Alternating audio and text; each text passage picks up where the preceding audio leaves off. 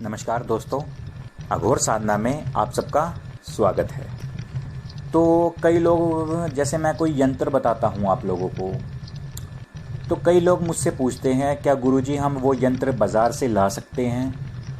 बाज़ार से मंगवाया हुआ यंत्र काम कर सकता है या नहीं कर सकता, या हाथ से ही बनाया हुआ यंत्र काम करता है सबसे ज़्यादा?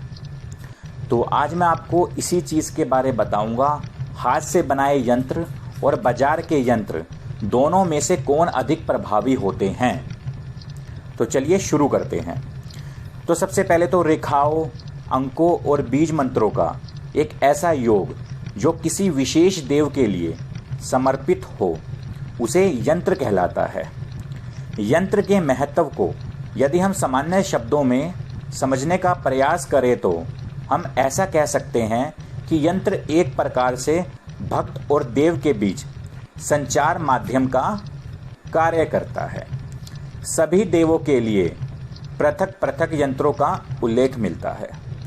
आज मैं यह जानने का प्रयास करेंगे कि यंत्र को हाथ से निर्मित करने पर यह अधिक प्रभावी होता है या मशीन द्वारा बनाने पर यह अधिक कार्य करता है।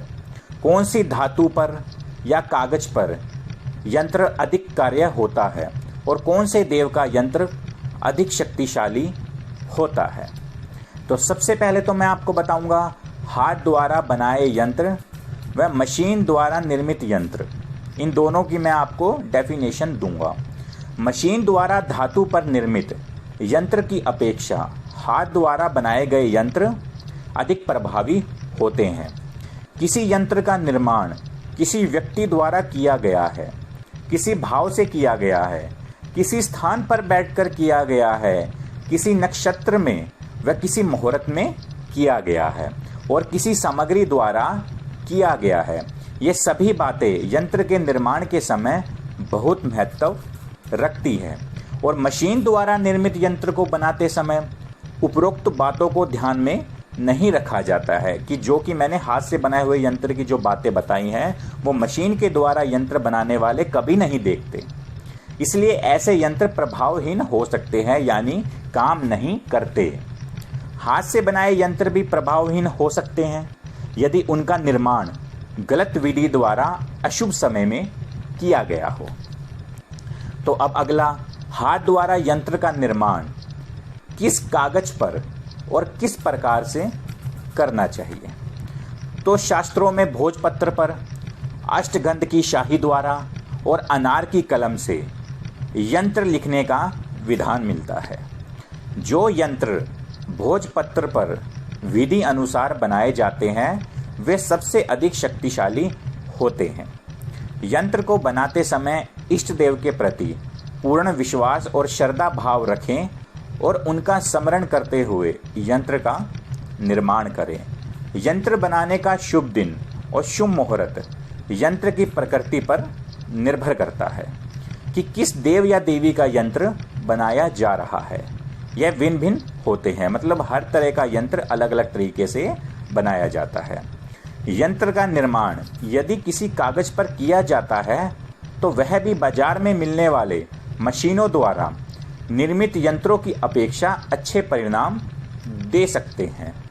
यंत्र का निर्माण इष्ट देव के प्रति पूर्ण विश्वास और श्रद्धा भाव रखकर किया गया हो। ठीक है। अब मैं आपको अगला बताऊंगा कौन से देव या देवी का यंत्र अधिक प्रभावशाली है। कुछ भक्तों के मन में ये प्रश्न उठता होगा कि सभी यंत्रों में सभी शक्तिशाली यंत्र कौन सा है। तो आज मैं आपको बता ही देता हूँ। सबसे शक्तिशाली यंत्र सभी जातकों के लिए अलग अलग हो सकते हैं, क्योंकि यंत्र कोई भी छोटा या बड़ा नहीं होता। यंत्र सभी महाशक्तिशाली ही होते हैं। बस ध्यान देने वाली बात यह है कि यंत्र का निर्माण कैसे किया गया है और यंत्र की प्राण प्रतिष्ठा कैसे हुई है।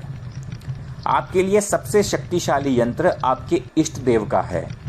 जैसे आप इष्ट देव हनुमान जी हैं तो श्री हनुमान यंत्र आपके लिए शक्तिशाली है। आप किसी दोस्त के इष्ट देव जी गणेश हैं तो श्री गणेश यंत्र उनके लिए सबसे शक्तिशाली यंत्र है। हमारे लिए सबसे शक्तिशाली यंत्र हमारे इष्ट देव का है। ठीक है। दूसरा, यंत्र का निर्माण हाथ द्वारा शुभ समय में किया होना चाहिए। तीसरा, यंत्र प्राण प्रतिष्ठा ठीक से की जानी चाहिए। और अंतिम, यंत्र को पूजा स्थल पर स्थापित करने के उपरांत प्रतिदिन उसका पूजन अनिवार्य है। जैसे हर किसी का इष्ट देव अलग अलग होते हैं। जैसे हमारी इष्ट देवी है माता शीतला गुड़गांव वाली, तो हमें वही शक्तिशाली होगा हमारे लिए। अब किसी का हनुमान जी है तो हनुमान जी का यंत्र होगा शक्तिशाली। किसी के लिए गणेश है, किसी के लिए भोलेनाथ हैं, किसी के लिए, हर किसी का अलग अलग इष्ट देव होते हैं। तो सबसे शक्तिशाली यंत्र उनके लिए वही होता है, एक सरल भाषा में बोला जाए तो। ठीक है, तो ये थी कुछ डेफिनेशन। आशा करता हूँ आपको पता लग गया होगा कि हाथ से द्वारा बनाए गए यंत्र ज़्यादा अधिक शक्तिशाली होते हैं या मशीन के द्वारा बनाए गए यंत्र अधिक शक्तिशाली होते हैं। तो मैं यही कहूँगा कि यार आप थोड़ा मेहनत करिए, खुद से बनाइए। कोई ज़्यादा चीज़ों की ज़रूरत नहीं पड़ती। भोजपत्र लीजिए, 10 से 20 रुपए का आता है।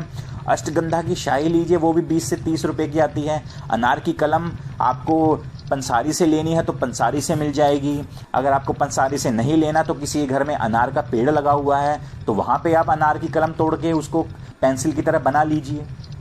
तो इसमें कौन सा इशू है यार, आप खुद बनाइए, मेहनत करिए। ठीक है, तो आई थिंक आप सबके जिन्होंने ये क्वेश्चन पूछा था मुझसे व्हाट्सएप पे, आप सबको जवाब मिल गया होगा। तो अगर आपको वीडियो अच्छी लगे तो वीडियो को लाइक कीजिए, वीडियो को शेयर कीजिए और मेरे चैनल अघोर साधना को सब्सक्राइब कीजिए। और जो भी लोग मुझसे बात करना चाहते हैं तो व्हाट्सएप नंबर स्क्रीन के ऊपर है। एक मैं आपको बात बताना चाहता हूं कि आप वीडियो कॉल और वॉइस कॉल कभी मत करिएगा बिना बात किए, वरना आप वहां पे एक ऑटोमेटिक फंक्शन है, ऑटोमेटिक आप ब्लॉक हो जाओगे। हम नहीं करते, ऑटोमेटिक व्हाट्सएप पे ब्लॉक हो जाओगे। ठीक है, फिर हमें मत बोलना गुरुजी हम ब्लॉक हो गए। इसमें हमारी कोई गलती नहीं है। आपको बार बार समझाया जाता है कि पहले आपको क्या प्रॉब्लम है, क्या परेशानी है, आप मैसेज में बात करिए। ठीक है, मेरा इंस्टाग्राम भी आपको डिस्क्रिप्शन बॉक्स में मिल जाएगा, वहाँ भी आप जाके मुझे मैसेज कर सकते हैं, फॉलो कर सकते हैं। तो ये सारी चीज़ें यार भाइयों आपके लिए हैं। ठीक है, और एक चीज़ और, आज जो मैंने जो लाइव वीडियो डाली थी वो मुझसे गलती से डिलीट हो गई, तो उसके लिए माफ़ी चाहता हूँ। वो नहीं डाल पाया, जिन लोगों से बात हुई थी, तो मुझे क्षमा करना कि वो वीडियो मुझसे गलती से डिलीट हो चुकी है। फिर किसी दिन मैं लाइव सेक्शन रखूँगा 1 से 1.5 घंटे का। मैं आपको पहले ही आपको कम्युनिटी पोस्ट में मैं डाल दूँगा कि मैं कब ऑनलाइन आऊँगा और मैं कब आपसे लाइव बात करूँगा। ठीक है, जो भी सवाल हैं आपके, जो भी क्वेश्चन है आपके, आप मुझसे लाइव पूछ सकते हैं और अपने सोल्यूशन ले सकते हैं, जिसमें आपका ना तो कोई पैसा लगेगा ना आपका कुछ लगेगा। ठीक है, तो धन्यवाद।